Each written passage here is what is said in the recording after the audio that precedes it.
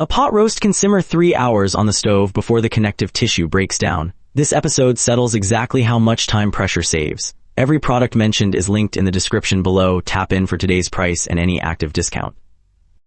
Devices are capable of. The first thing we did was take a really good look inside of one.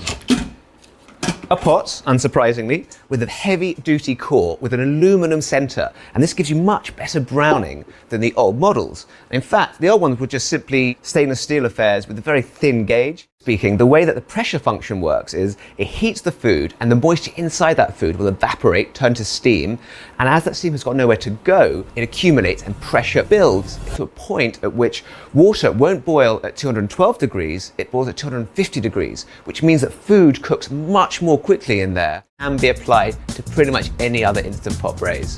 If you have a multi-cooker at home, I implore you, please make this dish. It is so impressive. It's restaurant quality food in about an hour and a quarter, maybe an hour and a half, and it tastes like it's been cooked for hours. I'm gonna have one more bite. That heat math is why a chuck roast finishes in an hour and a half instead of 3. Independent reviewers say the appeal goes beyond just speed.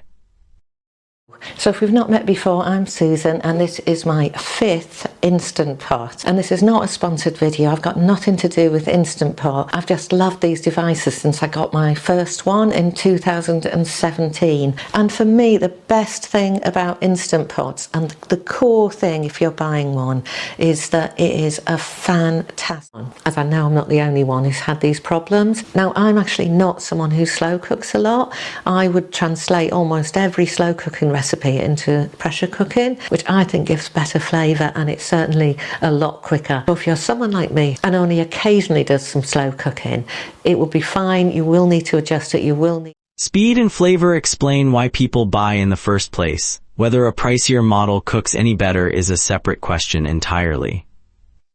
Especially like a barbecue pulled pork, this is a great option. With prep and cooking time, it only took about 2 hours to get a result. Ask my mom how she makes it, and it literally takes an entire Sunday. But the fact that you can get this type of outcome on these devices is pretty amazing. So whether you spend $100 or $300, you're basically getting the same result here. I think the big difference is going to be how they communicate what they're doing to me like a design opportunity for both either Instant Pot or Breville.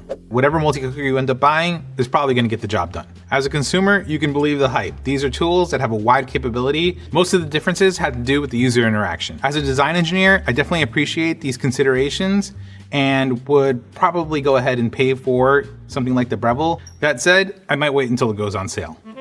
Interface, not price, separates these machines from here. First come the details that decide daily ease of use. That helps YouTube know that my video's okay and I'm not trying to scam you all. So thank you very much if you can do that. And then I don't know why I've left this so long. The best feature, in my opinion, of this Instant Pot Pro model is the inner pot. Let me show you. These are Stay Cool handles, which is really helpful. Just makes things a little bit easier when you're removing the pot.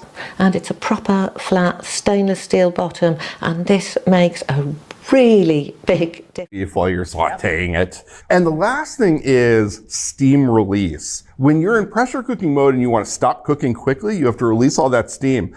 There's a steam release valve. On most of these, you had to keep it open. That's old school. You know, you could get in there with a spoon or some tongs or something, but testers were not psyched to stand there with the hot steam rushing anywhere near them. On this model, it was one-touch operation. It was just one switch, you turn it off, you step away from the steam. So they vastly preferred that. Testers converged on one-touch release as the deciding feature. A separate reviewer breaks down every other design change on the redesigned pot, handles, condensation, and cook evenness included. There are some features that I like a lot more on this model. Handles are nice. They make getting the insert out a lot easier and prevent it from spinning when you stir. It doesn't leak water all over my counter during longer cooks. My previous Instant Pot filled this little condensation cup in just a few hours. To avoid a puddle, I had to build a little contraption with a straw and a container to catch all the dripping. Those upgrades sound uniformly positive, but not every setting on the redesigned pot holds up the same way. In the pot, press a few buttons and forget about it. The slow cook setting on the new Instant Pot is a disaster. It doesn't hold any temperature consistently if you start from cold. Slow cook high was reading 150 after 1 hour, but 205 after 12. Slow cook low was reading only 130 after 1. After exhausting my slow cook options, I decided to investigate the sous vide setting. Although it's not accurate, it seems much more consistent.